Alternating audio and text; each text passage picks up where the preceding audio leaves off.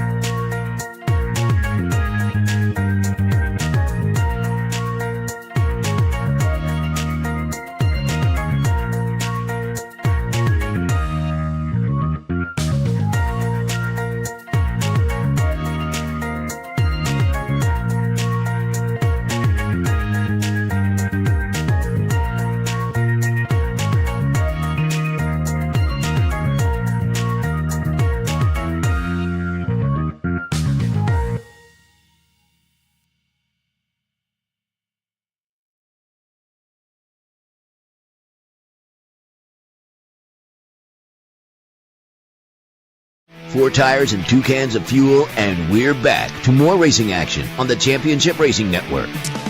Well, good morning. Hope everything is going well. Matt and myself in studio, and again, John on CRN Live on YouTube, and taking care of all of the pictures that we're going to be doing throughout the course of the show today.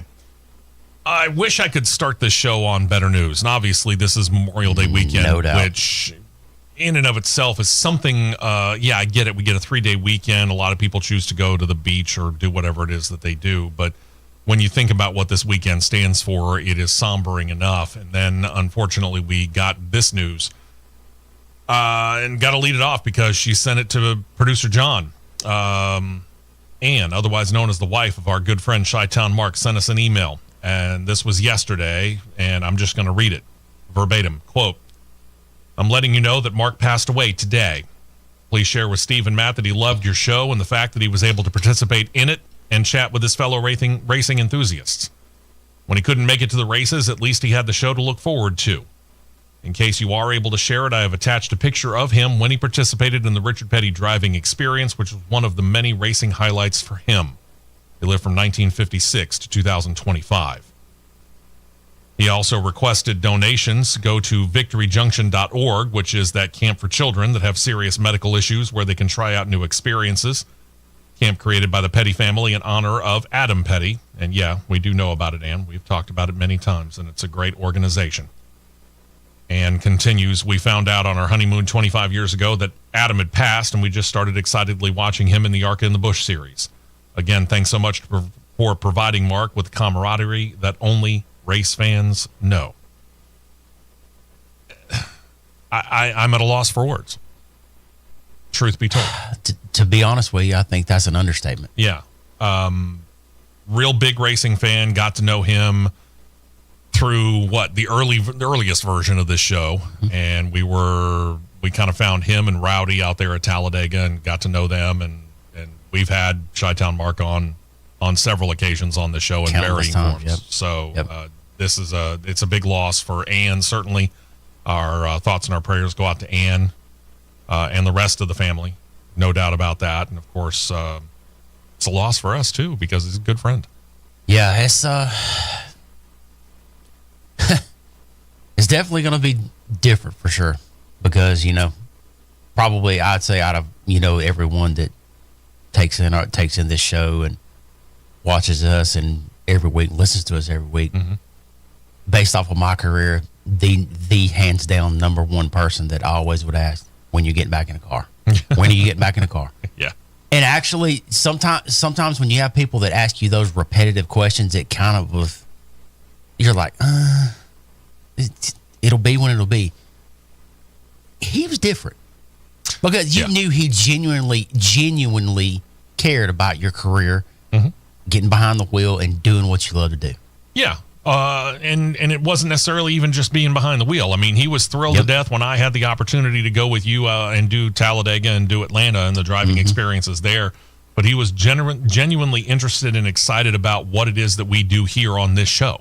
With zero single doubt. Yeah. I mean, he was fascinated by it. He wanted to learn more. He enjoyed mm-hmm. what the podcast that he did, things like that. Yep. Chi-Town Mark is going to be missed, man. Rest in peace. An upstanding individual gone entirely too soon. Way entirely too soon. Yeah, no doubt. All right. Even despite that, I guess we got to get to the business at hand here because mm-hmm. it was a big weekend last weekend. It's a big weekend this weekend. Took overtime at North Wilkesboro to decide the Craftsman Truck Series race last Saturday. Chandler Smith probably owes Lane Riggs dinner at least. Maybe more. He owes him more than dinner. Yeah, probably. Riggs slid up, got into Corey Hahn coming off a turn 2 on the last lap. That opened the door for Smith to grab the lead, gets the win, his second win of the year. Hahn was dominant on the day. He led 162 of the 255 laps, but he ends up 17th and ticked off. We'll get back to that later. Smith wins, Riggs second, Tyler Ankrum third, Daniel Hemrick and Grant Enfinger, along with Ty Majeski, Gio Ruggiero, Caden Honeycutt, Moonlighter, Kyle Busch. Wow, 9th. Wouldn't have expected that. And Sammy Smith in the top 10. Yeah, he was a non-factor the entire race. I know. It's strange to say that because, I mean, we've been so used to basically penciling him in. Yeah, it was non-factor. Corey Hahn, your 1 seed as of last weekend, but hey, they ran last night, so we'll update everything coming up in a minute.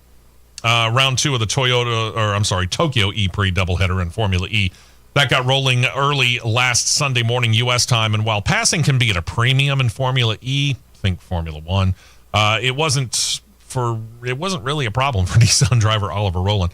Rowland slipped down to 6th as he reached for his second attack mode enabler late in the race, but it was that extra power that he put to good use as he was able to slice through the pack, and just before time ran out on that attack mode, he was able to get by Pascal Wehrlein and claimed the win and the home win for his team. Again, he races for Nissan. Wehrlein had to settle for second behind Rowland with Dan Ticktum third. Then it was Jake Dennis, Lucas deGrassi, Jean-Eric Verne, Nick Cassidy, Sam Bird, Sebastian Buemi, Max Gunther filling out the top 10. Rowland continues to have a great year. Continues to lead on the points. He's got a commanding 161-84 lead over Pascal Wehrlein. That's almost twice as many points, and we're halfway through the season. Right. Give or take. Right. Antonio Felix DaCosta's got 73. The rookie Taylor Bernard, 69 in 4th and 56 for Jake Dennis. Good weekend in Japan. That puts Nissan on top of the team standings. 172-157 lead over Tag Heuer Porsche. Mahindra's got 99. McLaren in their, next year's final year, 90. DS Penske's got 89. 80 for Andretti. 71 for Maserati. Jaguar holds 58. 55 for Inversion. Cooper Kiro has 43. Lola Yamaha had actually a pretty good weekend in Tokyo, and they're up to 28 points. It's not like they're challenging for the championship, but hey, at least they're showing signs of life. True. Manufacturer standings, you've got Nissan over Porsche again, 256-212, 148 for Stellantis, 141 for Jaguar. Mahindra's got 120. Lola sits in the basement. They've got 32. That brings us to Formula One, main European leg of the F1 season getting rolling at Imola last Sunday. It appears it was going to continue to be a McLaren versus Red Bull battle after qualifying. Oscar Piastri claiming the pole for McLaren, his teammate claiming 4th, Max Verstappen parking his Red Bull also on the front row. It was at the start, though, that the race kind of came to an end pretty quick. Verstappen navigated the early turns to perfection, got by Piastri, and never looked back. Lando Norris, upset about his 4th-place starting position, was, on a mission. Sliced past George Russell to claim 3rd quickly, and then passed his teammate Oscar Piastri, and while he tried to catch Max Verstappen, he wasn't going to do it. Got no closer than about 6 seconds. That was just over 6 seconds gap at the end. Piastri claiming 3rd for the final podium spot. Speaking of passing, which usually is at a premium in Formula One, didn't seem to be a big problem for Lewis Hamilton. He started in 12th. You think about this. This is Imola. This is, for all intents and purposes, Ferrari's home track. Its other name has Enzo Ferrari's name in the title of it. Mm-hmm. This is in Ferrari's backyard. Yep, and they were a non-factor. And they started 11th and 12th. Yeah. But Lewis Hamilton had quick pace. He moved up to 4th. That's where he finished. If he had had a better qualifying run, probably would have won. Very well could have. Alex Albon and the Williams, 5th. Ferrari of Charles Leclerc, 6th. George Russell faded to 7th. Carlos Sainz, the other Williams, in 8th. There's that rookie, Isaac Hajar, again, 9th. And Yuki Tsunoda, after starting on pit road, finished 10th. Yeah. Oscar Piastri, 146 points. Lando Norris back up into 2nd, 124. And Max Verstappen's got the same amount, but Lando Norris actually has the tiebreaker. Go figure. George Russell sits on 99. You got 61 for Charles Leclerc, 53 for Lewis Hamilton. Kimi Antonelli's got 48. Alex Albon, 40. Esteban Ocon and Lance Stroll each have 14. 40 to 14. Ouch. There's definite separation there. Mm-hmm. Manufacturer standings, McLaren up big on Mercedes, 279 to 147. Then Red Bull in 3rd, 131. Ferrari's got 114. Williams has jumped up to 51 with 2 top 10 finishes. Haas F1 holds at 20. 14 for Aston Martin. Racing Bulls is up to 10 now. Alpine's got 7. Sauber's got 6. NHRA was contesting their finals just outside of Chicago last Sunday, and in the top fuel division, the finals came down to a battle between Tony Stewart and Justin Ashley. Ashley had a hair quicker reaction time, and then Stewart powers by, runs an ET of 3.777 at 329.10 miles per hour, and he's got his 2nd win of the season and his career in rapid-fire fashion. Is this him putting top fuel division on notice?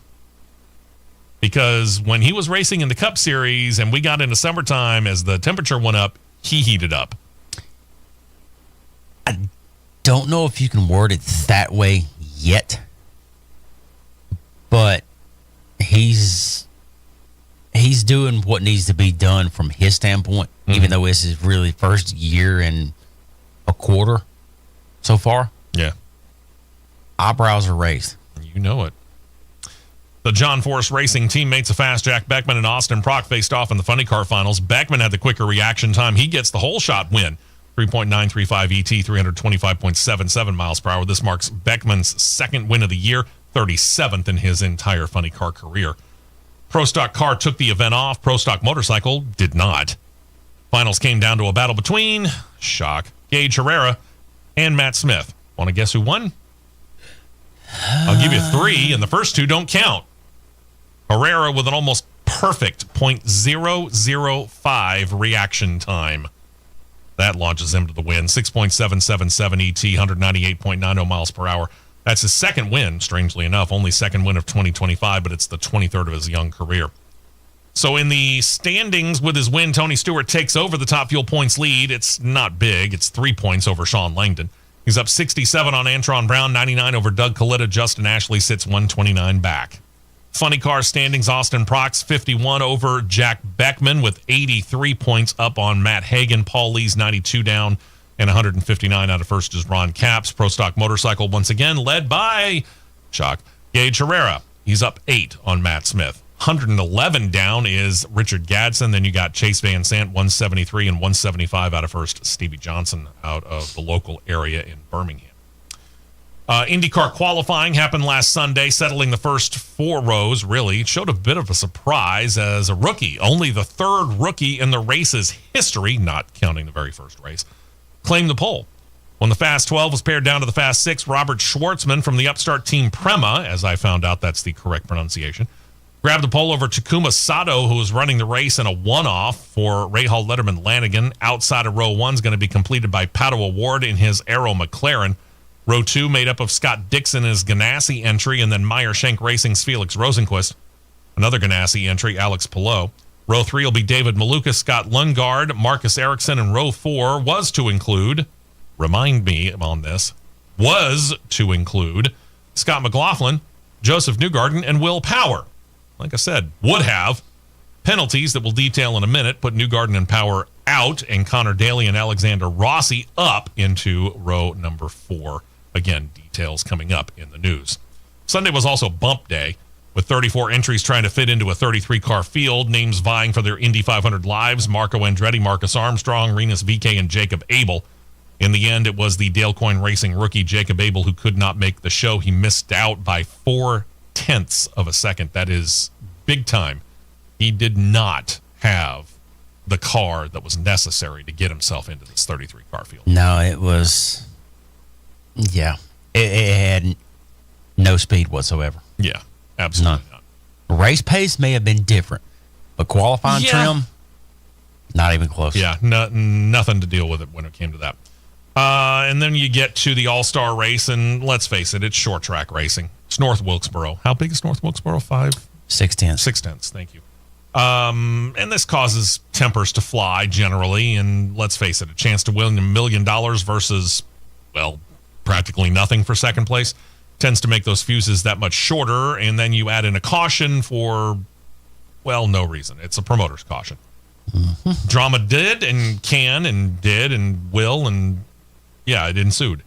Joey Logano looked to be cruising when Marcus Smith sent former Cup Series racer Michael Waltrip up to throw the yellow, which happened on lap number 215. Had to be thrown lap 220 at the latest, so they got it in. Mm-hmm. This meant a 30-lap or so sprint to the finish and a strategy call. While Logano stayed out on his old tires along with a handful of other drivers, Christopher Bell was among those who came down for 2 tires. He restarted 6th. The restart on lap 223 showed that those 2 tires paid off nicely. He was in second no less than 4 laps later, and he passed 4 of the 5 cars that had stayed out, and then he started to track down Logano. Logano made it hard, and this is a credit to a 3-time champion. You know how to make your car be wide when you need it to be wide. Mm-hmm. But as they were side by side going into a turn, that's when the fresher tires, I guess I should say, paid off. Bell pushed Logano a little bit out wide. Again, a classic short track maneuver. And he was able to claim the lead and ultimately the win, relegating a frustrated Logano to finish second.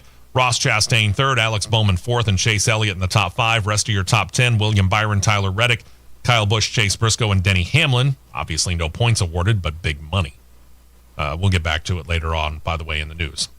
All right, so this weekend's racing, it actually began last night. North Carolina Education Lottery 200 at Charlotte Motor Speedway for the Craftsman Truck Series. Matt, give us a quick overview there. There's not much of a quick overview because it was a walk-off by Corey Heim, leading 98 of the 134 laps. Yeah, shocking. And I can't get the results to pull up because there's a glitch in the website with J-Ski, but it was fantastic. Corey Heim went a walk-off in the win. Yep. Updated standings after the race. Corey Heim on top, 4 wins now. 2 wins for Chandler Smith. Daniel Hemrick and Tyler Ankrum holding a win each, so they're all locked in for all intents and purposes into the playoffs. In on points right now is Grant Enfinger leading the way, trailed by Lane Riggs, Caden Honeycutt, Jake Garcia, Ty Majeski, and Stuart Friesen in right now. Friesen in 10th is up 7 points on Gio Ruggiero, 10 points up on Ben Rhodes. Rajah Caruth sits 17 out of that final playoff spot, and then you got a fairly big gap down to everybody else. That brings us to today. Xfinity Series is back in action, also at Charlotte. They're going to run the BetMGM 300. It'll air on the CW network and PRN radio. 4:30 p.m. Eastern, 3:30 p.m. Central Time start. We got Moonlighters in this one, too. On a remote broadcast from a studio 4 miles from the racetrack, ladies and gentlemen. Yeah, I know. It's just nuts. We got Moonlighters in this, more than one. Yes. Now that the website's back up, hang on a second. Hey, appreciate it. You have...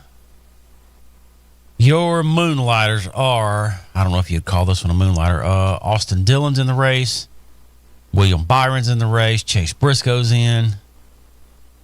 That's it. Okay. Actually, it's less than what I thought. I thought there were more. That brings us to the greatest day in racing. Starting off early tomorrow morning, we got Formula One. It's going to be the Monaco Grand Prix. It'll air on ABC at 9 a.m. Eastern, 8 a.m. Central Time. This will run on the 19-turn, 2.07-mile-long course in the heart of the city-state.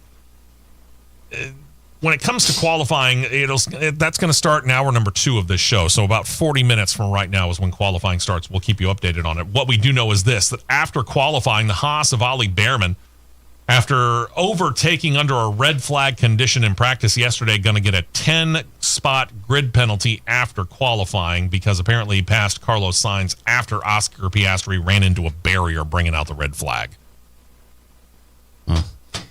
Okay.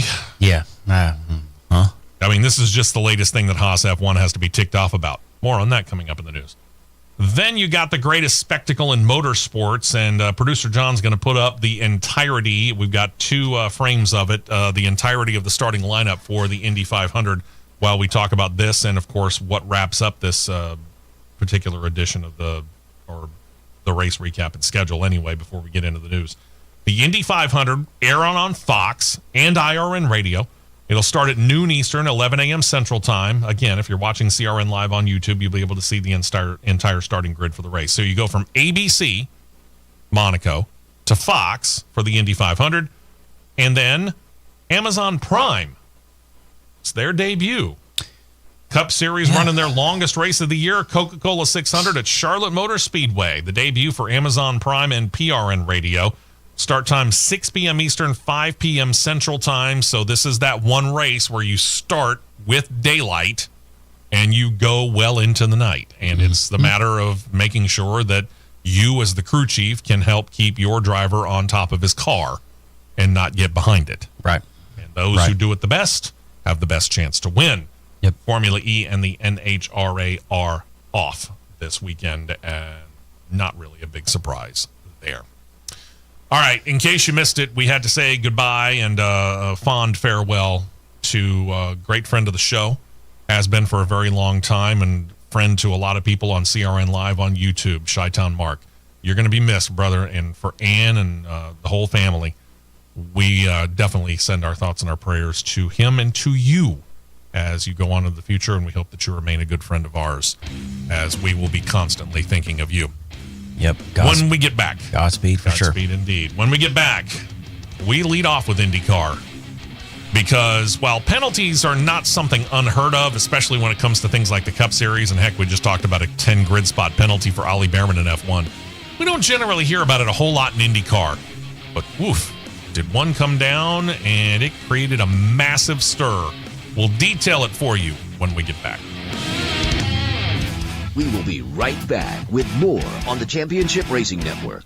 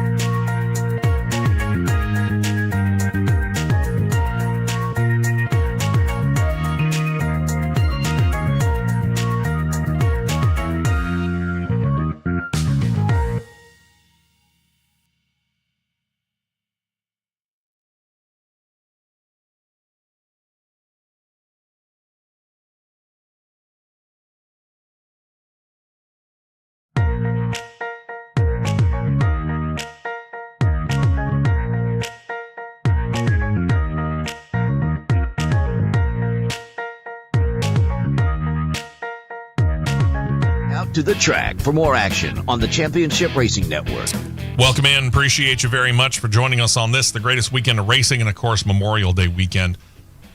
Taking some time out and joining us. We appreciate it. As we promised this, we would give you more on the news that the two Team Penske cars got penalized. We detailed some of this on Crossed Flag, so if you'd like some details, please check out the latest edition on CRN Live on YouTube.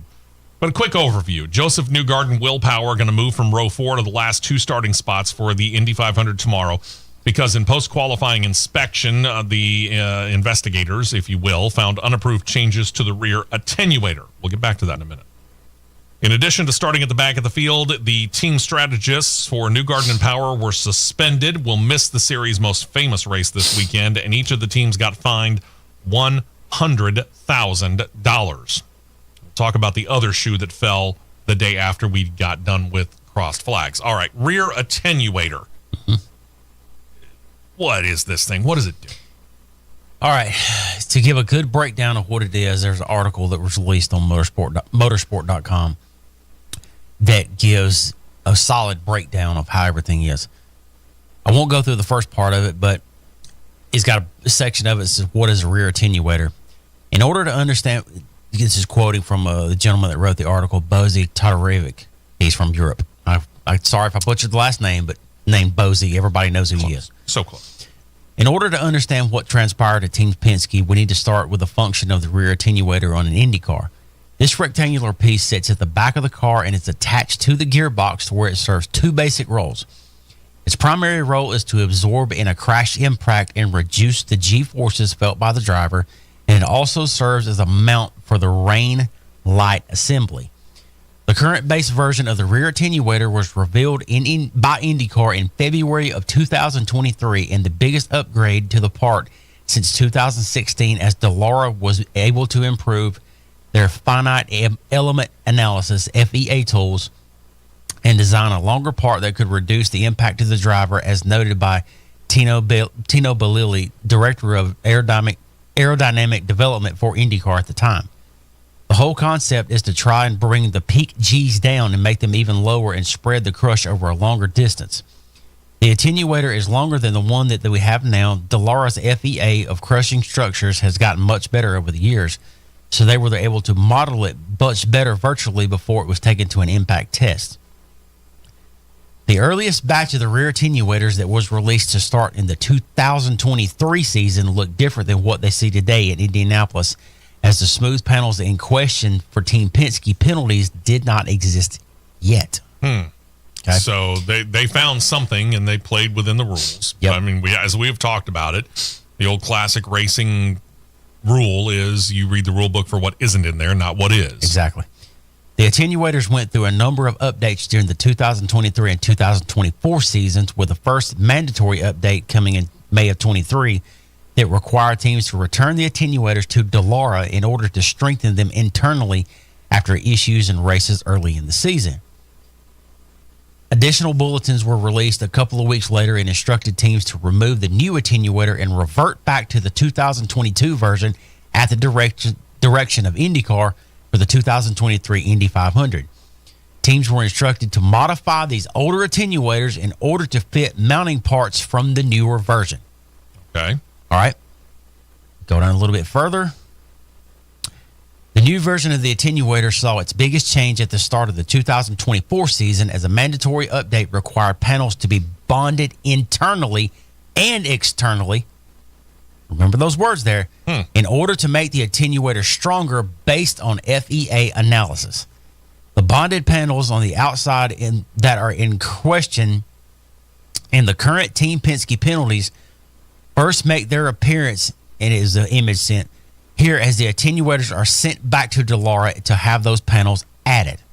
Prior to the update, the attenuators were one smooth piece, but now these carbon panels are glued to the outside in order to improve strength of the overall piece. There's an illustration that is on this article of what the attenuators look like prior to the start of the 2024 season, and also highlighted the new external panels in illustration in blue, okay?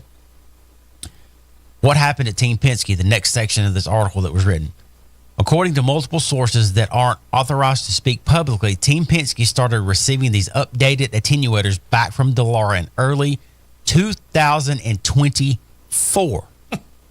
Okay. And members of leadership were not pleased with the aesthetics of the new glued-on panels, that they showed a bright glue line that stood out with a large raised edge. A member of the technical leadership is rumored to have instructed members of their team to clean up the edges on the piece in order to make the bright glue stand out less, so these technicians applied a dark compound to the edges and smoothed them out. Once these attenuators were modified, they were cleaned up and coated with a sealer per the standard procedure of many carbon fiber parts at Team Penske, and placed into their parts rotation to be installed on cars to the start of the 24 season. All right, based on discussions with a variety of industry figures and Team Penske personnel, these modified attenuators have been in use for well over a year. Photos were dug through the IndyCar photo archives and were able to find easy examples of a modified attenuator on the back of the pole-winning car of Scott McLaughlin at the 2024 Indy 500. Yep. All right. Won't go through this right here. All right. The next section of where did IndyCar's technical inspection fail? The fact that Team Penske has been running the modified attenuator since last season, but has only been penalized now, brings IndyCar's technical inspection process into question.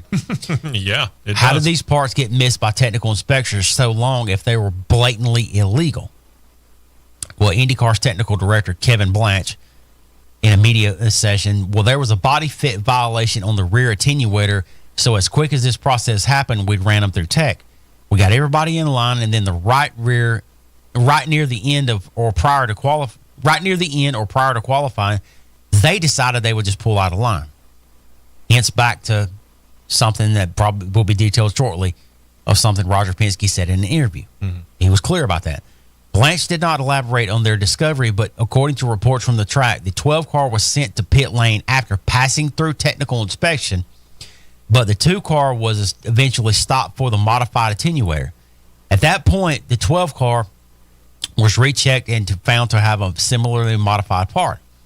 Team Penske technicians decided to attempt to clean up the parts and bring them back to original specification, but IndyCar technical inspectors did not approve of that work, as it is outside of the allowed changes once you are past technical inspection and in line to qualify. Oops. Rule 8.5.6 states, while the cars and the qualifications line and entrance representatives may make the front, rear wing angle and end plate angle and tire pressure adjustments only, the car must be moved as the qualifications line progresses. A car must not leave the qualifications line without the approval of IndyCar. According to multiple sources in the IndyCar paddock, the only reason the modifications were discovered at this specific event was due to reports from other competitors to the IndyCar technical department urging them to check the Team Penske cars. This shows a failure of the technical inspections process, as the parts have gone through over a season's worth of technical inspections without ever being discovered until it was pointed out by a competing team. Which, All from right. what I understand, that was Chip Ganassi. It was Chip Ganassi. All right. This is the last one I'll read. Last part of it I'll read right here. All right. Did Team Penske gain an advantage from the modified parts? Smoothing out the bodywork on a race car will often lead to speed, as it will allow clean air to flow in a smoother manner over the car and reduce drag. So the first assumption is that a smoothed out attenuator could be a performance gain, but discussions with industry experts prove otherwise. Discussions with engineers, body fit specialists, and drivers all led to the conclusion that there isn't laminar flow across the sides of the rear attenuator, which means the airflow over the car isn't close enough to the side of the attenuator for a rough step or a smoothed out transition on those pieces to make a difference to the airflow coming off of the back of the car.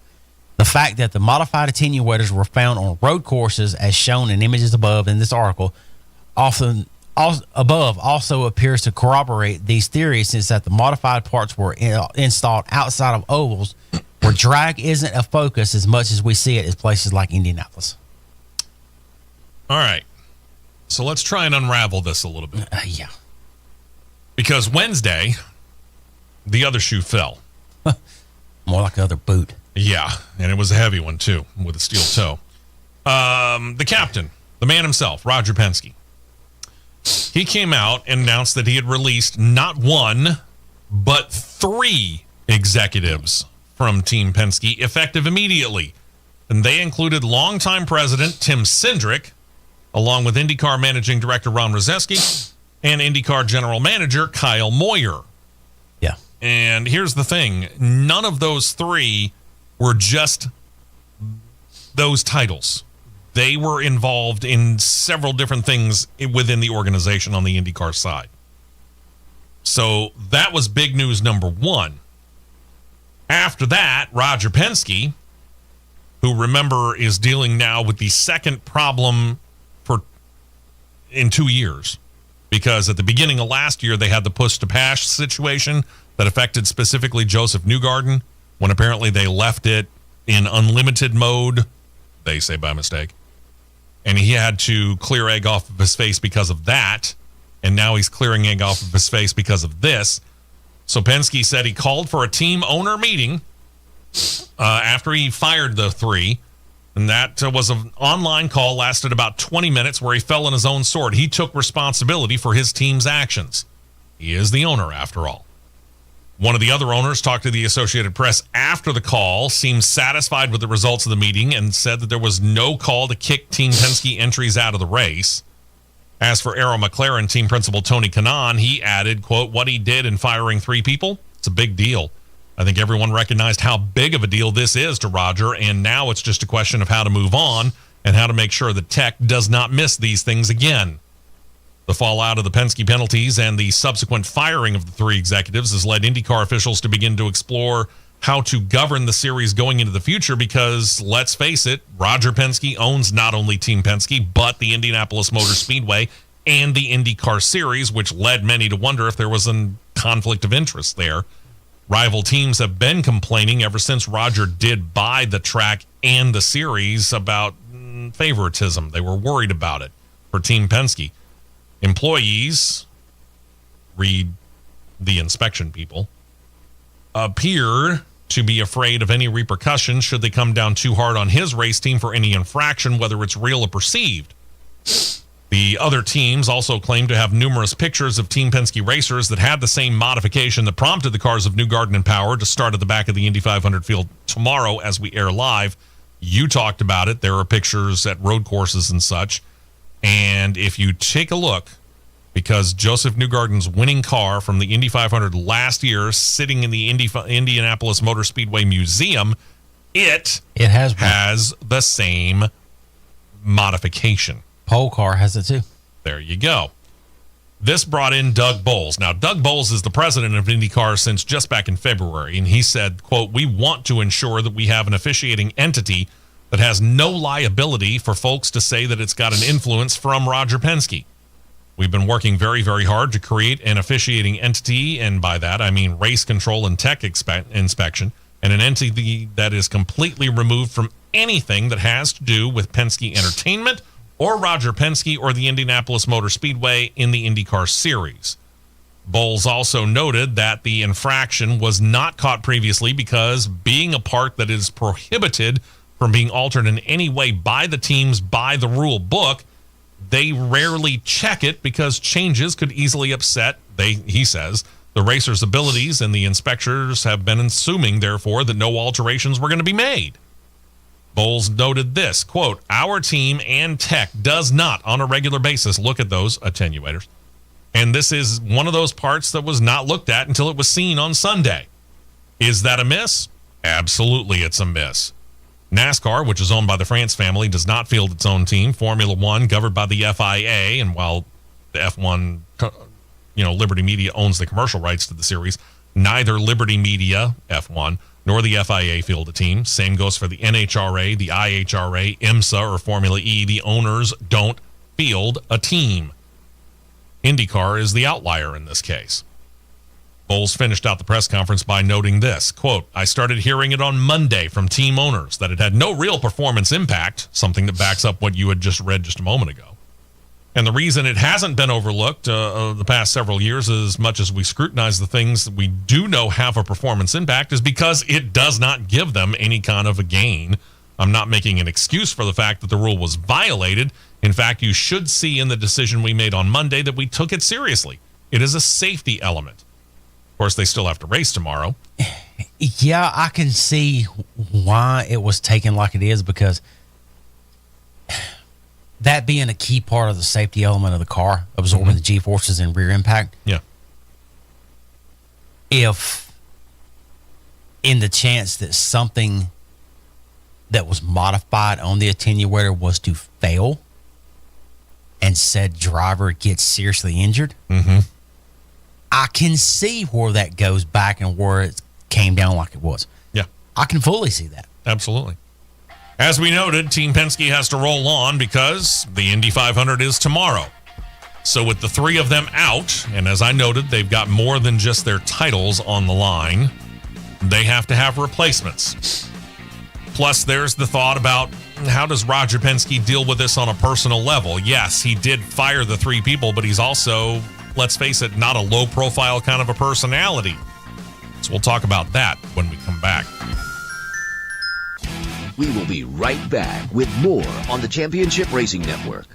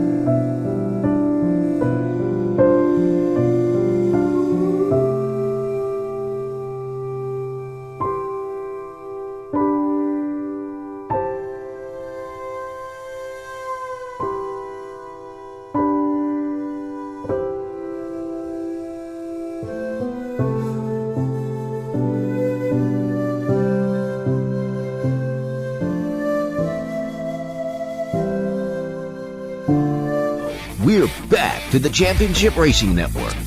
All right, so how does Team Penske move on here with the firings that they announced on Wednesday? Well, Tim Cindric, replacing him on the 2-car, he was the race strategist, will be the race engineer. Luke Mason. Mason will be doing double duty, but he will have assistance from a guy, Raul Prados, who also pulled a little bit of that action in a fill-in mode last year, so he's not unfamiliar with it. As for Will Power, they're actually pulling over Jonathan Diegold from the Porsche Penske Motorsport team in IMSA to become his race engineer. He has been a race engineer in the past. He was for Elio Castroneves. He's going to come back in. He will do a little bit of race strategy, really, more than race engineering. And by the way, this also affects Scott McLaughlin, even though he wasn't penalized. With the firing of Kyle Moyer, they had to move race engineer Ben Bretzman into the race strategist role. That was Kyle Moyer's situation before, and Malcolm Finch has been promoted into the role of the 3-cars race engineer. So this had a big effect on this team. Mm-hmm. Now they have to go into the biggest race of their year, dealing with different personalities in the ears of the drivers. And you know this just as well as anybody. Mm-hmm. If you're changing, I'll take it to a stock car level, so to speak. If you're changing crew chiefs, the person that's in your ear the most often, even if you get along with them, it's still different. I heard this analogy one time. If you're changing voices in your ear, you're essentially changing the car. There you have it. I heard that one time, and there is truth behind that. Yeah. So we'll see how it affects them. Obviously you got the story of the double, which we're going to get to Kyle Larson in a minute. But now we got the story of how is this going to affect either Newgarden and or Will Power, and do they have a chance of fighting their way through the field, starting 32nd and 33rd respectively, and how much of a charge can they make? They will. I'm not going to say they'll be a threat.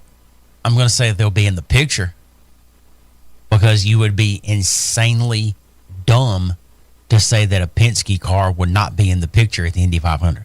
I agree with that. You would be dumb to say that. Especially when you're talking about Joseph Newgarden, who was the two-time defending champion of this race. Sure, absolutely. But with all of the issues that have been had by cars that are in the lower end of the spectrum and by some really, really good cars with some handling issues, the cars just snapping loose because of the added rear weight of the hybrid system, I'm not gonna say he's not gonna be in the picture, but I'm not gonna say he's gonna be an immediate threat, because there's always being in the dirty air. Well, and you know, if there's a blessing to this, they don't have to. This isn't a 30-lap sprint. Okay, this is a 200-lap race over 500 miles on a 2.5 mile long track. They've got time. If you've got a good car, keep it under you and just make steady moves up through the field as you can, and pit strategy will have a play in that. Yep. Take your time with it. All right. As for Roger Penske himself, again, he is not a shrinking violet, and he is not a guy who's going to be able to hide in the shadows because of everything that he is involved with. So he accepted a no-holds-barred interview with Fox Sports' Jamie Little. And Little, to her credit, did not hold back in asking questions about the penalty and the resulting controversy. Penske was quite open, told her that the penalties and what he had to do, quote, hurt him in his gut, unquote, this week. He said this, quote, I would say that I'm totally disappointed with the outcome, certainly on Sunday. I really have to go back 4.5 years ago when we bought the Speedway, and I said, number one, that I would invest capital, I would get the best people, and we'd take the series and certainly Indianapolis Motor Speedway to higher levels, and I think we've done that. Then I look at my right hand and say, well, what about Team Penske? And when I think about Team Penske, we really had an organization failure 2 times. Not once, but 2 times. And believe me, it hurts me in my gut when you think about it. But I look at it this way. There's a certain amount of credibility you have to have. It's integrity individually and collectively. Our team, the sport, and I think we let people down. I've made some management changes. We announced them today. Obviously, he's doing this interview on Wednesday. And I think we'll move on, and our goal is to win the race this coming weekend. Penske also addressed any perceived conflict of interest. He said, quote, well, I've heard the word used, optics, and I would say this, that as I look at my response to that and what my MO, modus operandi, has been over the last 4.5 years, I have not been on the pit box. I've not been in race control. I'm not in inspection. I have nothing to do with officiating, especially the rules. Is that satisfactory enough for you, in addition to the fact that he himself called that team owner meeting via Zoom or whatever it was? Right. And he said basically, yeah, hey, I'm the captain of this ship. That's the reason I'm nicknamed the captain. I'm the captain of the ship, and therefore whatever happens under my leadership, I'm to blame for it. Blame me. I've done this to fix the problem.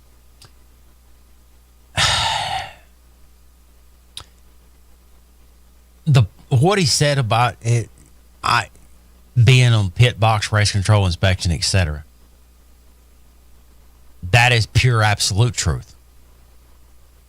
But just because you're not there physically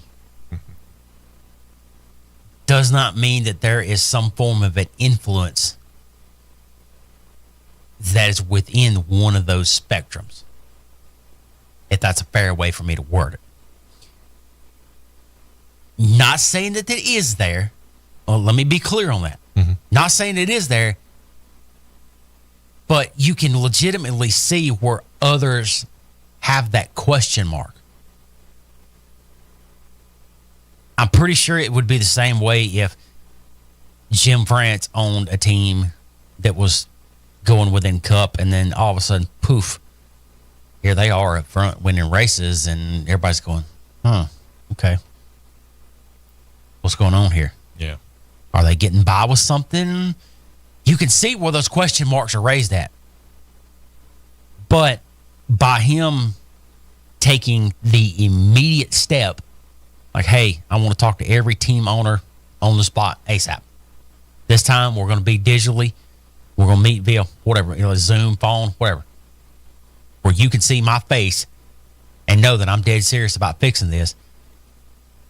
I'll say I watched that entire interview start to finish.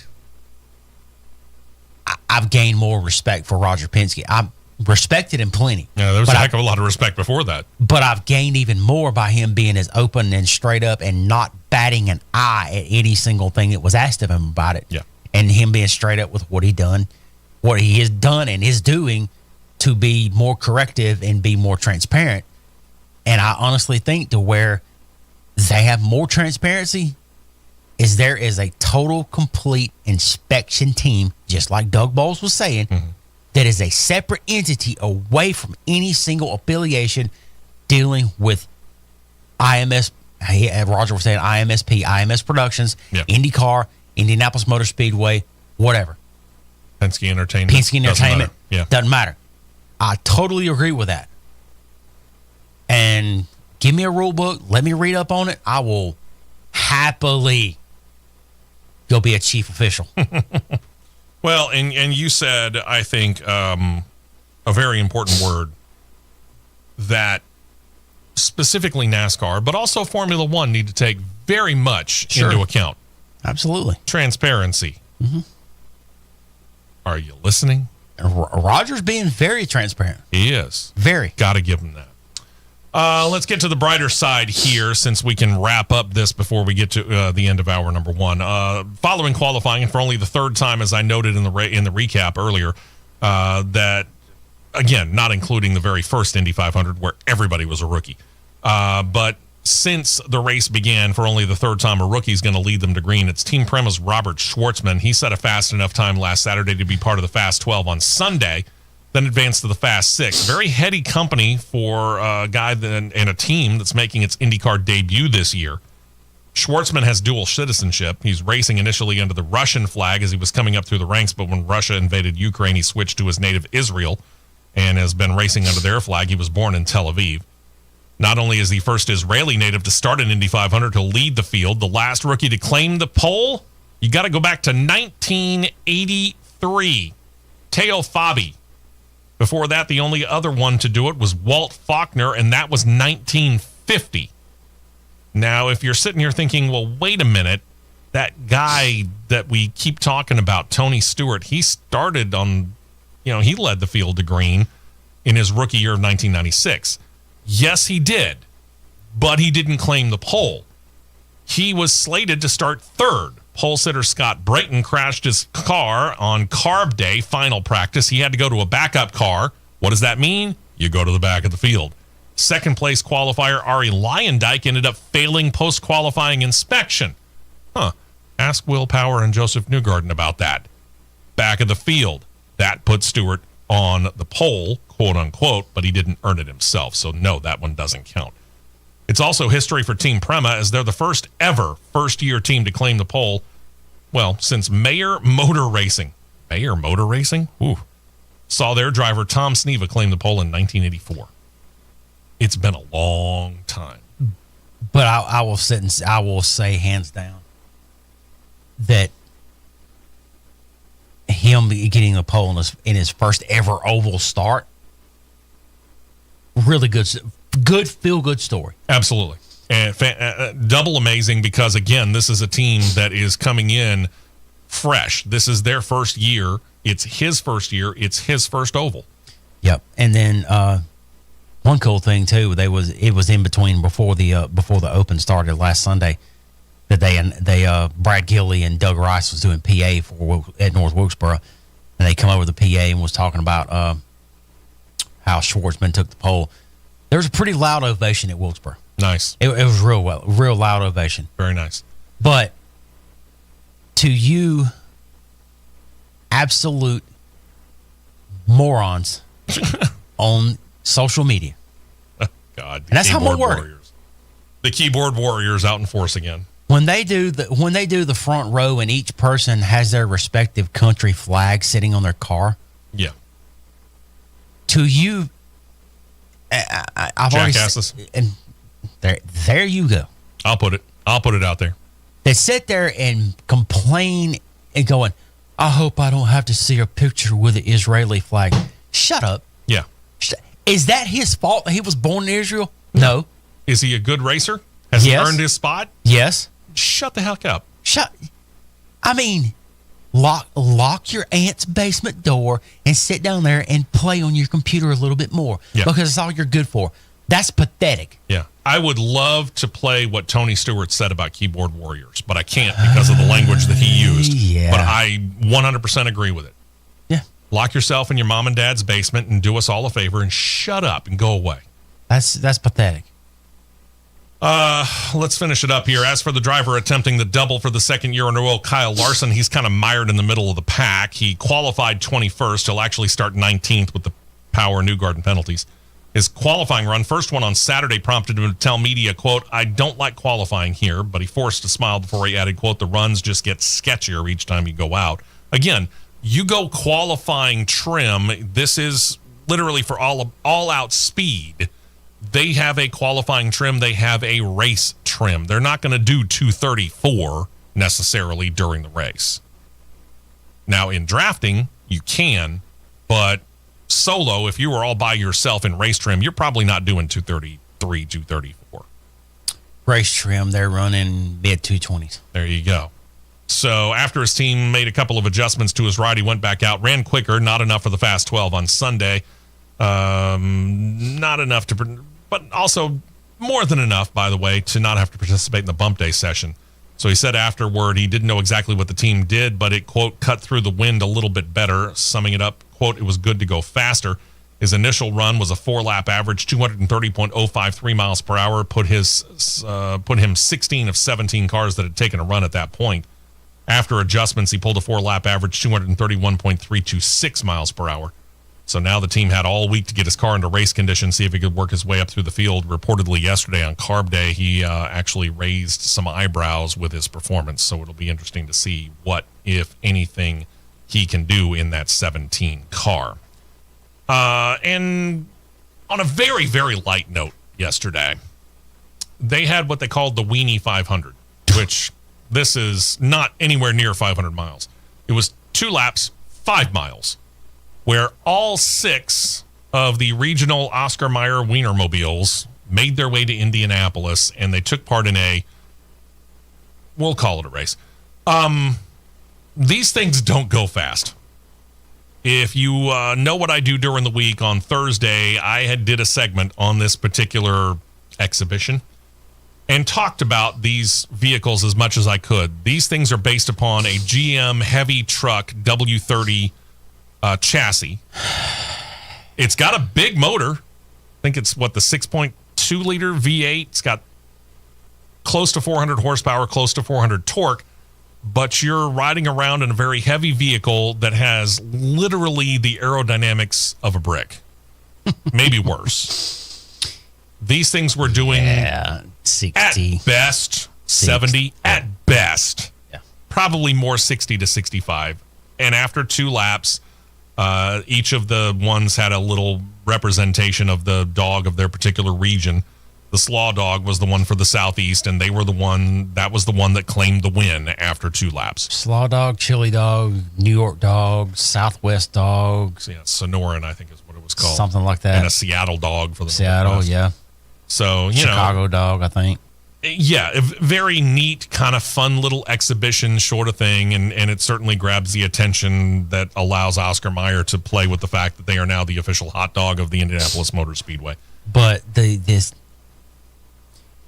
give credit, Will Buxton held it together quite well. He held it together quite well. But Townsend, Bell, and Hinchcliffe, God love you. They went off on it. They went off. Yeah, any possible play on words that you can talk about when it comes to a hot dog and or a bun, they used it. But at the start, when we have Meemaw saying, "Weenie, start your engines." Yeah. Yeah. Wow. Yeah. And even doing the relatively low speed that they were doing, one of them blew an engine. Have you ever thought about trying to apply to be a driver of the Oscar Mayer Wienermobile? Maybe this would be the opportunity, because you might get next year the chance to run on Indianapolis Motor Speedway. Don't touch that dial. The Championship Racing Network will be right back.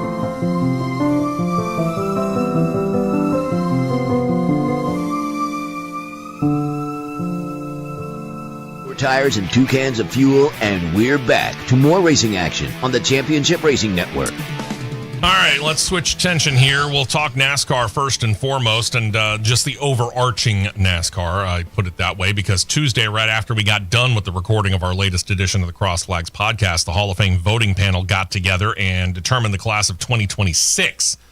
For the modern ballot, they elected Kurt Busch and Harry Gant. From the Pioneer ballot, they selected Ray Hendrick. Humpy Wheeler was named the Landmark Award winner and the 4th inductee.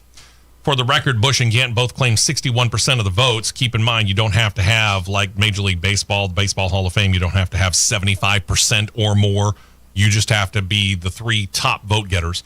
And Busch and Gant, again, with 61% of the votes, they were the top 2 vote getters. Jeff Burton was 3rd, Harry Hyde, then Randy Dorton making up the top 5. Ray Hendrick was named, and this apparently meant that the entirety of the Legends ballot or Pioneer ballot was fairly evenly spread out. Ray Hendrick was the winner 31% of the Pioneer ballots. He bested Bob Wellborn. Fan vote consisted of the same trio, by the way, Busch, Gant, and Humpy with. Yeah, I mean, the fan vote, same thing as what they said. So there's got to be something to it, right? Yeah, I mean, there's. I have a hard time arguing with it. I'm not going to argue with it. Would it have been my specific choice, though? Yeah, not necessarily. I'm not so sure it would have been my choice. Yeah. All right, let's give you the quick rundown here. The elder Busch, the brother of current Cup Series driver Kyle Busch, his rookie year in the Truck Series resulted in 4 wins and a runner-up finish on the final points. He was in the Cup Series by 2002, where he also got Rookie of the Year with a win at Bristol. He went on to claim his first and only Cup title in 2004. He would go on to win 34 races and 776 starts, and that included the 2017 Daytona 500. And he was the only person, I think, that got a win in all 4 of the car makers available: Chevrolet, Dodge, Ford, and Toyota. That is correct. Cup Series championship, 34 wins, one of those being a Daytona 500. Can't really argue that when you compare his resume to the people that are already in the hall. Yeah, his is good enough for me to get in. Harry Gant, driver of the famed Skull Bandit for owners Hal Needham and Burt Reynolds, also had the nickname Mr. September. He was one of the few guys that ever claimed 4 Cup race wins in a row in that month of September 1991. Also claimed 2 wins in what is now the Xfinity Series. He won that same month, by the way. He won 18 Cup races, including 2 Southern 500 wins, 21 wins in what we now call the Xfinity Series. Never claimed a title, though. He's not the only driver ever inducted, though, that has not won a title. Yes, and they opened that threshold up, if that's a fair way for me to word it. Okay. They opened that threshold up with the likes of Ricky Rudd. Yes. The likes of Mark Martin. Mm-hmm. The likes of, who else? Davey Allison. This is not taken away from credit, but not winning a title. Davey Allison. Yeah, he didn't. It's true. He didn't. Allison, would he have? Probably. Very, but he didn't. very likely he would have. But unfortunately, his life was taken too quick. Allison, Rudd, Martin, Wendell Scott, obviously. Wendell Scott. You think about what he did. Yeah. I mean, he was inducted for many reasons other than, wins. Well, yeah. But these first batches, and this is what, the 10th or 11th, at least. I think it's the 11th. 11th, yeah, at least that class to go in. There's, how do I word this carefully? There are quite a few others that are a little bit more worthy than some that are already in, if you understand what I'm saying. Yeah. All right. Then there's Ray Hendrick, and this is a name that may not sound all that familiar to a whole lot of people. He was known as Mr. Modified. In his career, he claimed more than 700 wins between his time behind the wheel of a modified or a late model sportsman entry from the era of 1950 through 1988. Strangely enough, never won a modified division title, but he finished in the top 10 in final points 9 times from 1960 through 1969. He was also named as one of NASCAR's 75 greatest drivers and one of NASCAR's top 10 modified drivers of all time as well. Good enough resume? That is a similar resume to Red Farmer. Agreed. Very similar. Hard to argue it. Then there's the Landmark Award winner. This is where Humpy Wheeler, who should be familiar to anybody who knows anything about NASCAR's history, likely needs no resume, but we'll give it. The Landmark Award winner ran Charlotte Motor Speedway for over 30 years, 33 years specifically, turned the 1.5 mile facility into a showcase. He installed lights, helped bring about the All-Star race. Basically, he did things that really most every other track running a NASCAR Cup Series race now has copied in some way, shape, or form. Yep. I can't argue this at all, 100%, and there's a part of me that wants to go, why the heck did it take you so long? Yeah, I can back you up on that one right there. And it's not that I'm saying that there are other nominees on that Landmark Award winner list that aren't also worthy, but yeah, Humpy Wheeler deserved to go in. For sure. And I think he deserved to go in before this year. This one right here, and again, let me word this very meticulously. I'm not saying that Harry Gant does not eventually deserve to be in there or has rightfully earned a spot to be in there. But maybe some others should have gone in first. I would have personally put in Jack Sprague, your first 3-time Truck Series champion. Yeah. Yeah. My personal viewpoint of everything, your number one criteria for me to meet, if your first criteria to meet in my book to get into the Hall of Fame is you should have a championship within the top 3 series. You should have a minimum of 1 series championship and 1 crown jewel win. Okay. Minimum. I see where you're going with that. At minimum. But, well, and I'm going to state this. I think you need to have at least 1 championship in a NASCAR division. I think that should be there. You know, because you talk about Ray Hendrick. Ray Hendrick, I don't know whether or not he even took an opportunity to drive in what we now call the Cup Series or the Xfinity. Not because if I discredit Ray Hendrick, I'm discrediting Red Farmer. Yeah. I'm discrediting Richie Evans. Yeah.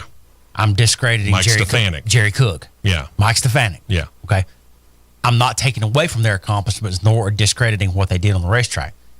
But there are quite a few, in really large letters when I say that, other series champions that are ballot eligible. Mm-hmm. That aren't even being They're mentioned. not even being mentioned or considered yet. I agree with that wholeheartedly. One more note here. Tom Cruise, this came out really last night, this morning. Tom Cruise going around talking about his latest movie, Mission Impossible Final Reckoning. And now that he appears to be done with Ethan Hunt and that franchise, many are wondering what's next on his plate. He was recently down under on the Australian version of the Today Show and asked what he might be working on, maybe if could be a third Top Gun movie. He replied, quote, "All of these things we're working on. We're discussing Days of Thunder and Top Gun. There are numerous other films that we're actively working on right now." As far as Top Gun, a third one, that script better be really, really good, because otherwise I think you should leave it alone with Maverick. I know that there is room to grow when it comes to Days of Thunder because we know where it left off. Mm-hmm. Now, Tom Cruise in real life is set to turn 63 in just a couple of months, I think. He almost has this would to me be the story of how he got out of being a car driver and probably gets into team management / team ownership. See Jeff Gordon. To me, that's the story for Days of Thunder 2 if it comes out, and word has it is in pre-production more than what he's talking about right there. Here's for me, here's your ideal storyline right here for Days of Thunder. You have, because I'm pretty sure he's still alive. Carrie Ewells is still alive, right? Yes, Carrie Elwes is. Carrie Michael Elwes Rooker is. I know Michael Rooker is. You bring back Carrie Elwes, Tom Cruise, and Michael Rooker. Mm-hmm. 3 competing car owners that had driving careers. Mm-hmm. I can't believe I'm about to say this. You bring Randy Quaid in a cleaned up version. Got to dig him up from somewhere. Wherever Bring he's hiding. Randy Quaid back in a cleaned up version as Tim Dalen hands off the reins of the team to Tom Cruise. But Carrie Elwes and Michael Rooker are competing car owners, with each one of them sons driving for the team. Ooh, I like where you're going with this. We'll see. Bring Nicole Kidman back. Oof, I don't know. That might be a big pull. Still, bring her back as if there's a storyline of one of the sons get hurt in an accident, she is the chief of staff at the hospital. At Halifax. Yeah. Bring her back as the chief of staff. You can't bring back Fred Dalton Thompson. No, unfortunately. You can't bring. I'm not sure you bring back Robert Duvall. I mean, he's still alive. He's still alive, but what role would he have, really? Do you bring him back? Do you bring him back in a similar role of where Val Kilmer was Iceman in Maverick? That probably would have to be about it. Yeah. Something similar like that right there, to where he's maybe sitting in the box or sitting in the tower just watching, and you got the young gun crew chief that maybe, I don't know, maybe his grandson. Could be. Something like that. But you don't bring in Miles Teller to be one of the sons. No, don't do that. You don't bring him in. Don't do that. I mean, let's face it. The original Days of Thunder was basically Top Gun on a NASCAR track. That's what they talked about it as. And you don't want to necessarily go back down that road again. And if you bring in Miles Teller, who has played Rooster in Top Gun Maverick, yeah, you're running way too close to that. Glenn Powell. Glenn Powell's one of the drivers. You're still edging close to that Top Gun Maverick thing. True, but again,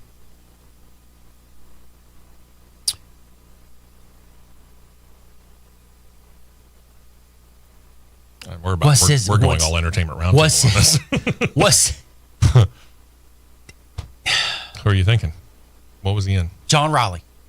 Hey, bring Buddy. He's Buck Brotherton. Yes, he was. But obviously, people are going to be sitting here thinking, "Wait a minute, he was in Talladega Nights." Yeah, no, bring him in as one of the crew chiefs for one of the teams. Absolutely, why not? I mean, you're tying in old with new, sure, because you still tied in old with new in Maverick versus the new one. Yeah, old one versus new one. You can still do that. You can. Man, we got thoughts, people. Call us. Ooh, boy. Let's get into the seriousness here of the Cup Series. We noted on the show last weekend that RFK Racing was mulling over whether or not to file an appeal to the penalty against the 17 of Chris Buescher after the Kansas race. Turns out they've decided to do it. We noted that they had until Monday of this past week at close of business to make the ultimate decision. The decision, we detailed it on Cross Flags, was to appeal it. The penalty knocked him at least temporarily out of the playoffs. He was 14th before the penalty. He's now 24th after the penalty.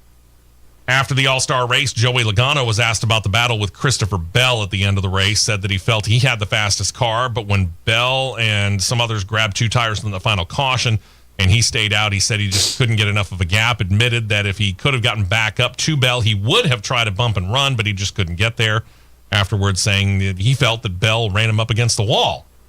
Well, Bell was asked about it in his post-race interview in the media center and said that he understood the frustration of Joey Logano and then said with a smile, quote, Joey was frustrated. He was frustrated. I would not have guessed that. Then he later said, quote, I didn't do anything Joey's not done. In fact, I've seen him do worse. Welcome to short track racing, right? Ladies and gentlemen, these very two eyes of mine were on it live. There was absolutely nothing wrong with the move that he did. Zero. It was clean. Absolutely. It's not like he stuffed him in the wall. He just kind of pushed him up towards it. He pushed him up. It wasn't no different what Lane Riggs done to Corey Heim on the truck race. There wasn't anything wrong with it. Again, this is short track racing where tempers get really, really short, really, really quick. All right. We've had some people questioning this when it came to what happened at Team Penske. With the dismissal of Tim Cindric from Team Penske, a whole lot of people have asked about the status of his son, Austin Cindric, who's the driver of the number 2 Cup Series entry for Team Penske. The thing about this is, Austin Cindric's got a win in his pocket already this year, and it means that he's locked into the playoffs. He has been a steady, if unspectacular, performer ever since he took over that 2 car. Unless he quits, I'm not thinking he's going to find himself out of a ride anytime too soon.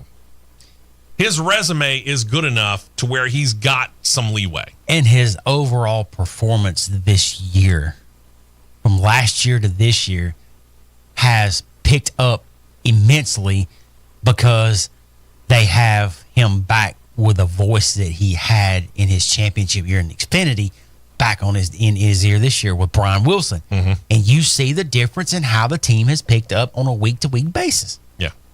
I think unless he absolutely pulls the biggest choke job I've ever seen, he's fine. Yeah.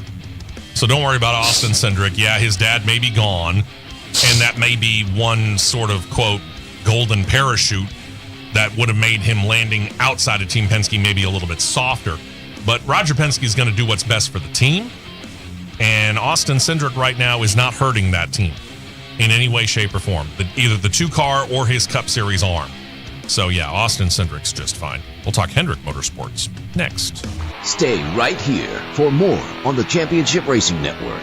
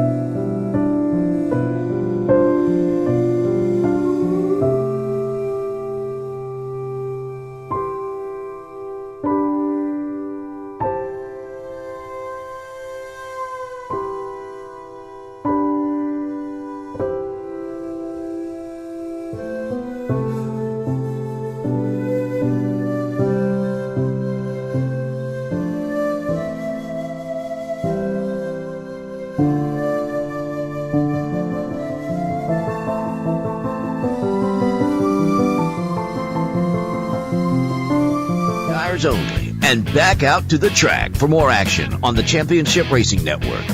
Time flying on this particular show here. Hendrick Motorsports yesterday announced, as we are live yesterday, that just before they opened up the campus for Fan Day, that they did pretty much all day, they had signed William Byron to a 4-year extension to his contract. That's going to keep him in the 24 car through at least 2029. 27-year-old Byron's got 14 Cup wins, 2 of those being Daytona 500 wins. Got a string of 6 consecutive playoff appearances. Got a win in his pocket already this year, so that's going to continue in all likelihood.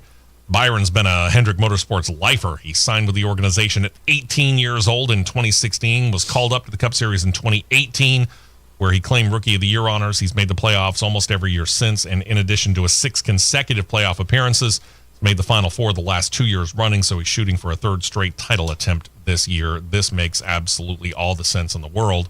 And it means that every one of the 4 drivers within Hendrick is signed through the end of 2026, at least, if not later. Mm-hmm.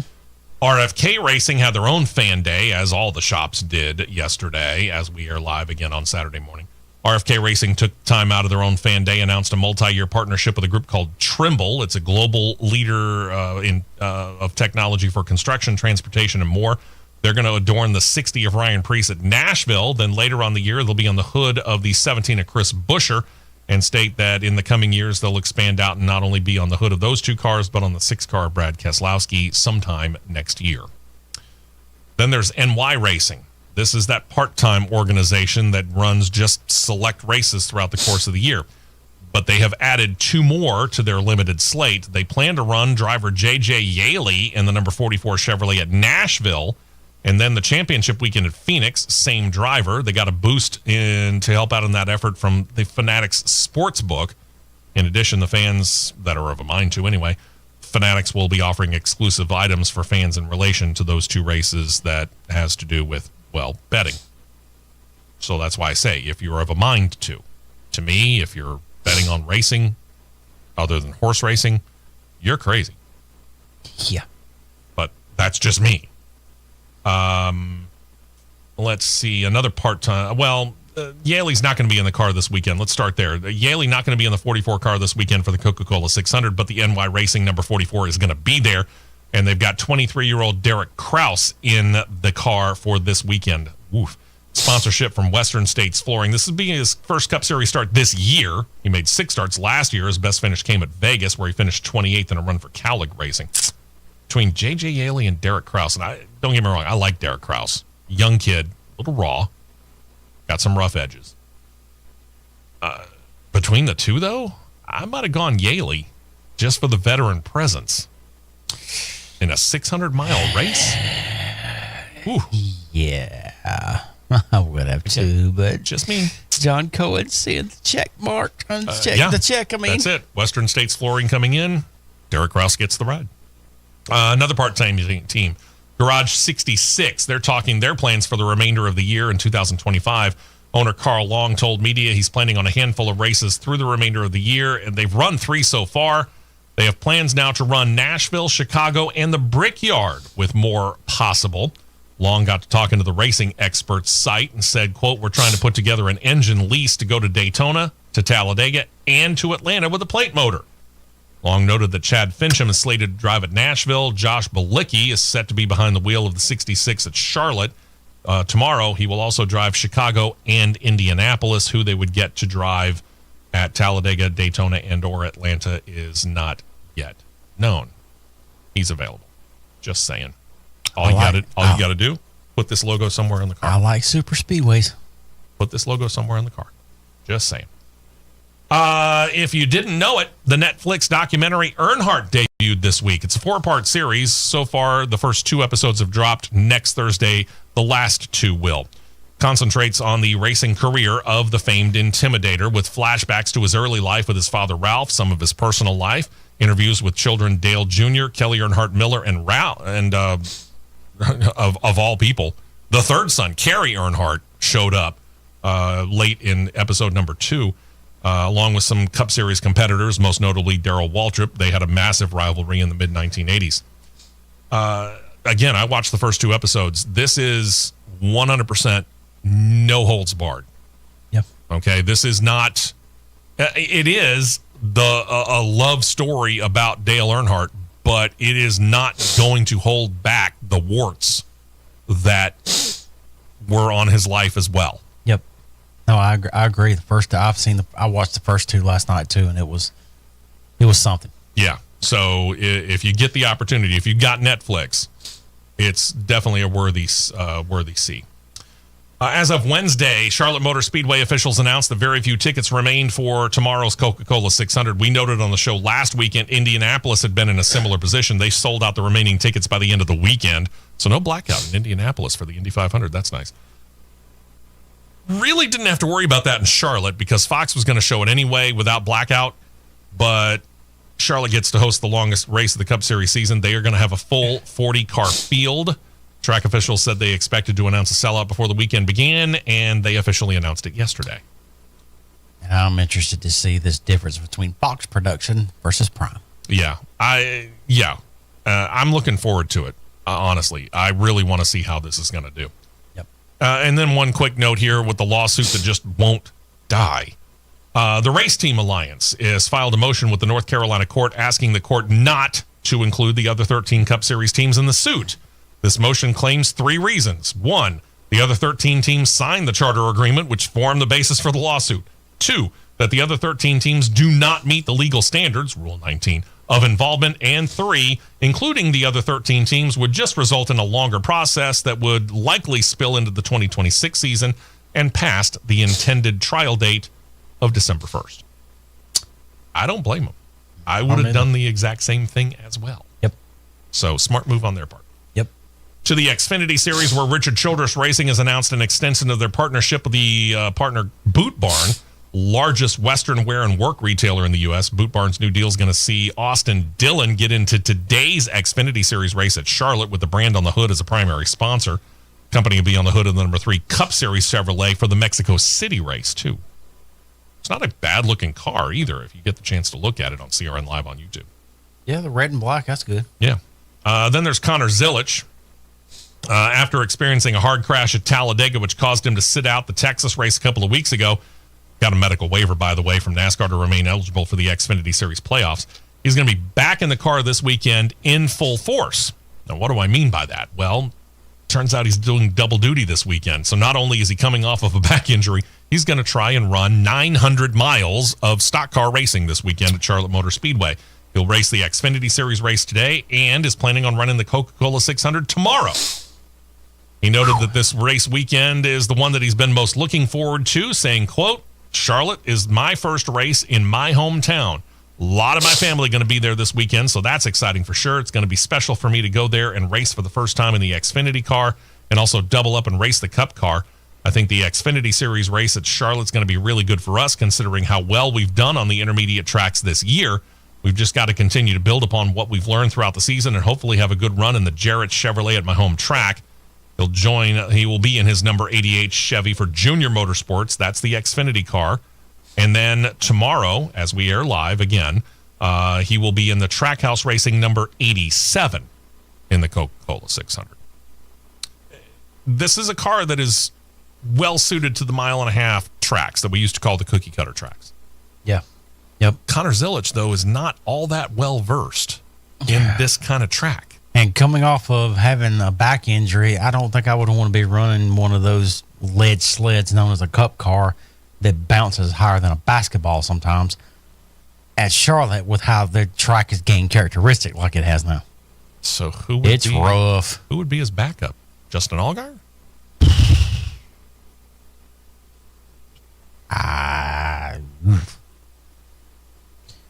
It's a really good question. I mean, and it's a big assumption saying that he might get out of the car, but wouldn't you want to have a backup on hand just in case? Yeah, but I think he's, I don't know, size-wise, he's a lot different than everybody. Yeah. From a height standpoint. And he's only 18. That's true. I don't know. Maybe you don't have a backup on hand, but I might just for the giggles of it. YOLO. And one more note in the Xfinity Series, where the latest driver from Down Under and the Australian Supercar Series to come to the U.S. to try their hand at NASCAR is going to be a guy by the name of Jack Perkins. James Small, who's the crew chief for the number 19 Cup Series entry for Joe Gibbs Racing, recommended Perkins to Gibbs. He's going to put him in the number 19 Xfinity Series car for the race at Portland International Raceway, which is, of course, a road course on Saturday, August the 30th. Perkins was actually stateside this past week, got his seat fitted, tried out the Toyota Racing Development Simulator. He'll be with the team this weekend at Charlotte Motor Speedway just to kind of get an idea of what race day is like. He'll have sponsorship from longtime Joe Gibbs partner Shaw and Partners Financial Services. I don't, truth be told, I don't have much of a resume on Jack Perkins. That is one of those things that kind of makes me raise eyebrows. I mean, Scott McLaughlin, we had plenty of resume on him. Shane Van Gisbergen, plenty of resume on him. But Jack Perkins? Just saying. Yeah. And one more note here before we turn our attention to Formula One and the NHRA and the IHRA in our final segment here. Speaking of tempers flying. Good grief. You talked about it a minute ago. We talked about it when we were talking about Bell and Logano in the Cup Series at the race at North Wilkesboro last weekend. Corey Heim got upset with Lane Riggs after last Saturday's Truck Series race. After he got out of his truck, he went over to Riggs, let him know he was disappointed in the way that he was raced. Said Riggs moved him up to the wall. Ultimately, Heim spun out, finished outside of the top 10, 17th specifically. As for Riggs, he seemed to show little to no remorse, said that the bottom line is, quote, I really only care about me and my team, unquote. Denied that he ran Heim up into the fence or even turned him, and that the end result was just because of hard short track racing, and add that he felt for Heim, but not that much. Clean or not? It was clean. So Heim really... He never touched him. He squoze him. And when he cleared him, it's when Heim got his right rear into the marbles. It was in the very high lane of turn 2. And then that's when he broke loose. And then when Heim got hit by Rajah Caruth, which ultimately caused the caution to come out, because if he hadn't have hit him, I think they was going to let it run all the way through, because when the caution fell, they were going into turn 3. Yeah. So there you go. Yeah. One more note from North Wilkesboro. You got me a T-shirt, which I appreciate. And, you know, this is something that we do. If I go to a track and Matt's not there, I'll get him a T-shirt. And if he goes to a track and I'm not there, he gets me one. Mm-hmm. But he also found this, and this I paid him back for, because this was, you know, not the T-shirt now at a NASCAR track is not expensive. It can be. Yeah. But for $40, he got this jar, which I'm holding up for the camera on CRN Live. And if you can read the label, you can see that this is some of the old North Wilkesboro Speedway asphalt that they pried up a couple of years ago. Mm-hmm. Kind of cool, actually. I mean, you know, what am I going to use it for? I'm not going to use it. I'm going to put this in a prime display. And whenever we get the fine palatial studios of CRN somewhere here in the near future, we're hoping, that's going to be prominently displayed. So when we do CRN Live on YouTube, you'll see the jar right behind us in some way, shape, or form. It's really cool stuff right there. I love that.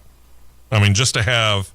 The truth of the matter is, it is just being able to, as it says on the label, own a piece of history. Mm-hmm.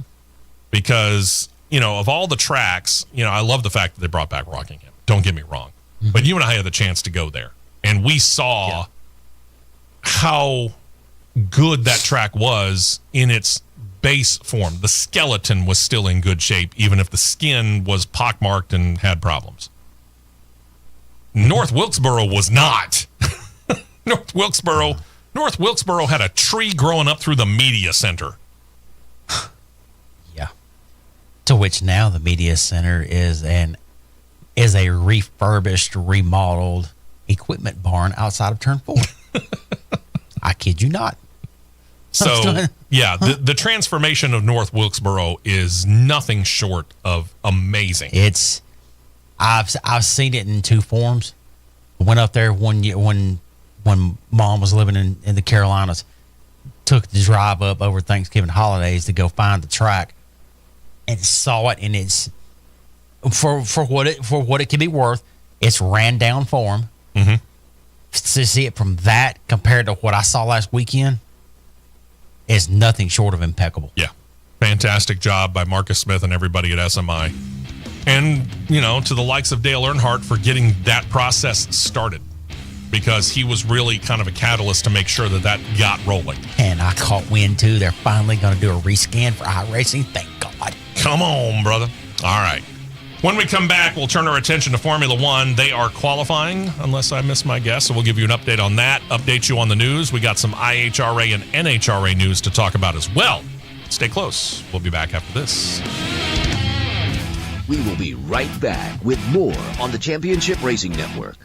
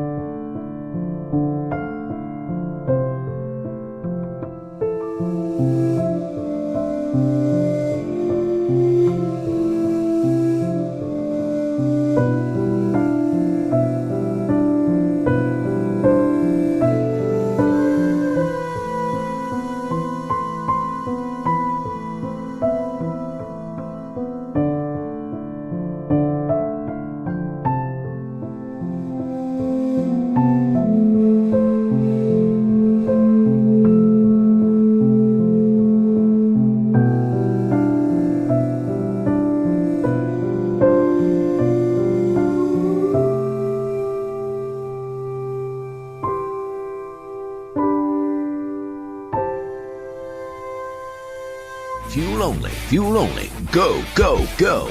We're back to the Championship Racing Network. Welcome back in here as we turn our attention to Monaco. They are qualifying right now as we speak. Well, they were trying to. They were red flagged. And they're back under green now. Oh, okay, finally. Q1 is done? Yep, and some of your usual suspects out in Q1.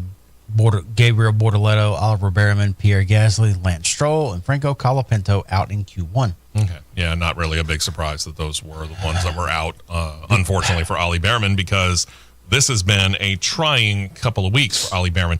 We talked about the fact that wherever he qualifies, he's going to go to the back of the pack anyway. He got a 10 grid spot penalty for passing under red flag in a practice session yesterday, FP2, I think it was. Yep. And then there was last weekend. Haas F1 team left Imola being very frustrated after qualifying. Oliver Behrman had his time disallowed. Race stewards said that Oliver Behrman had not crossed the line when the red flag was displayed because of a wreck that happened elsewhere on the track, nothing of Oliver Behrman's doing. Haas officials immediately ran to the stewards asking for a review, said they had video evidence that Behrman's time should have stood, but their appeal was denied after a lengthy review. The thing is, if you take constant replays from different angles, it was Franco Colapinto, who you just talked about being out in Q1, whatever. His crash brought out the red flag. It appeared to show that Haas actually was correct, though, that Behrman had indeed crossed the timing line before the red flag warning was shown by more than a second. And if that lap had stood, he would have advanced on to Q2. Haas F1 team principal Ayo Komatsu said, quote, that lap time was deleted as race control deems that the red flag came out before he crossed the line. Our view is different. We have various evidence to back it up, so we're talking to the stewards about it, but nothing changes this qualifying result, he said immediately in the aftermath of it. He added, quote, we'd like to understand how they came to that conclusion and are sticking to it. Clearly, they were discussing and debating it at the start of Q2, and that was why it was delayed, and they did. They delayed it for about 20 minutes. For us, there's overwhelming evidence to say that his lap time should have stood, so that's our position currently, but with transparency, we'd like to talk to the stewards about it. The FIA did not talk to the media about it. They instead released a statement. Their statement read this, quote, in relation to the Oliver Behrman situation in Q1, the red flag was set at 16 minutes, 32.17.6 seconds. Wow, that's getting exact. Behrman crossed the line at 16 minutes, 32.20.9 seconds with the abort signal / red flag showing at the start gantry. Qualifying 2 was delayed to enable the stewards to consult with the relevant timing experts and examine the underlying data to satisfy themselves that the timing system data was valid and therefore right to proceed. The overriding objective was to determine whether or not Behrman had completed the lap before or after the red flag and whether the lap should have been disallowed to ensure the right drivers progressed to qualifying 2. Now, here's the rub. Haas F1 is claiming that the stewards were not looking at the right line. They were paying attention to the start-finish line as opposed to the qualifying timing line, which in Formula One, as it is in Indycar at road courses, are two different things. Using that judge, if you're talking about the start-finish line proper, yeah, Behrman's time wouldn't stand. But if the stewards, according to Haas F1, had used the proper timing line, he crossed it in plenty of time. Now, this goes back to that transparency thing that we were talking about. And yes, we looked specifically at NASCAR when it came to that. But you know what? We can look a heck of a lot at Formula One when it comes to this as well. Agreed. Because instead of having a person come out, they release a statement. That to me is problem number one. Where have we seen that before? That to me is problem number one. Problem number two is, yeah, exactly what line are you looking at? Because if they had had a representative come out and talk to the media, that would have been, or should have been, a question raised by the media. Which line are you referring to? Yeah. Agreed. And not a whole lot of news out of F1 this week, strangely enough. But one of the things that did come out is that Lewis Hamilton had a big hand. We've talked about his helping out with the upcoming movie F1, starring Brad Pitt. Movie got a private screening for the 20 F1 drivers, although four-time defending champion Max Verstappen apparently was too busy to go. He was a notable absentee. Since he was approached about providing input for the film back in 2022, Hamilton says he has started his own film production company. It's called Dawn Apollo, and he noted that seeing his name in the credits, he got a big kick out of that and can't wait for more. Said that once he's done driving in Formula One, he'd like to fully focus on making movies or TV shows or documentaries, noting, quote, I've got 3 concepts that I'm currently writing. I'm going to write them with a writer because I've never actually written a movie script before. But I've got these concepts and these ideas that I've come up with for movies, and I think 2 of them will be animations. One of them is already in a phase in the first part of the script already, so it's exciting. That's kind of pre-production right there. He added, then there will be documentaries, maybe a TV series at some stage, but mostly movies. I love the development of movies. That's what I love the most. As for this movie itself, F1, now I've seen previews, and I got to see one Thursday. I went to go see Mission Impossible: The Final Reckoning, and I saw several previews. A lot of previews. A movie that was supposed to start at 2 actually got started at 2:29. How's that? But this F1 movie was one of them. If, and I'll say this very, very plainly, if it avoids the same tropes that all the other racing movies have their big failings with, which is an overabundance of shifting. And I get it. There's a lot of shifting on road courses in F1, which is, you know, as the fine folks at Top Gear used to call it, flappy panel shifters. Mm-hmm. But don't rely on that to create action. Mm-hmm. You know, if they can avoid that, this might actually be pretty good. And I'll be there and I'll let you guys know, and I'll do a mini entertainment roundtable review on this show for that. I'll find the theater too. All right. Yeah. Hey, you're welcome to come with me. How's that? All right. So what did the drivers think? Well, a couple of them were interviewed. Carlos Sainz from Williams said, quote, I truly enjoyed it. I think for us F1 experts, we're going to see a lot of, we're going to see things a bit like we sometimes see with Netflix Drive to Survive. You can tell they're a bit Hollywood-esque, but I truly believe for a new fan, it's going to attract a lot of new audience. It will do very well for the people that don't know anything about F1. Fernando Alonso added, it was good. I liked the movie. I think it represents the Formula One part of it quite well, the sporting part of it, which is never a guarantee in these kind of movies. If everything's fake or if you don't feel that it represents well what you do. But I think they kept that quite good, and hopefully the people will enjoy it. I think it's a good thing for our sport for sure, because everyone will love to see an F1 race, hopefully after seeing the movie. Then there's Esteban Ocon, who said, quote, I said to Lewis, super immersive. The scenes with them driving the cars, I think that's fantastic, something we've never seen before. I think there were some great racing scenes. Overall, a great movie. I think at some point there are some things that didn't really make too much sense for us as drivers, being inside the paddock every time and racing, but I really see where Lewis has put his touch to try to make everything as realistic as possible. There's something to be said for that. If they're giving feedback like that, it makes me interested to see it. Yeah. For sure. I will be curious about it, and this comes out end of the month of June, so we're about a month away from it, just in time to have a week to itself before movies like Jurassic Park. Yeah, there's another Jurassic Park movie. You're never going to learn. Don't go back to that island, people. And then you got Superman coming out. Yeah, there's July is going to be huge. So F1, you got a week. Good luck. To the NHRA and the IHRA. Let's start off with the IHRA. They're breaking out their Outlaw Pro Mod division for one of their 2025 headline events. It's coming up my birthday weekend. August 8th, 9th, it's going to be at Killcare Raceway. It will be a throwback to the old Nitro Nationals kind of a format. Multiple classes running simultaneously, Pro Modified, the Mountain Motor Pro Stock, and the Top Sportsman divisions. Top division, Pro Modified, $125,000 to win. Interesting.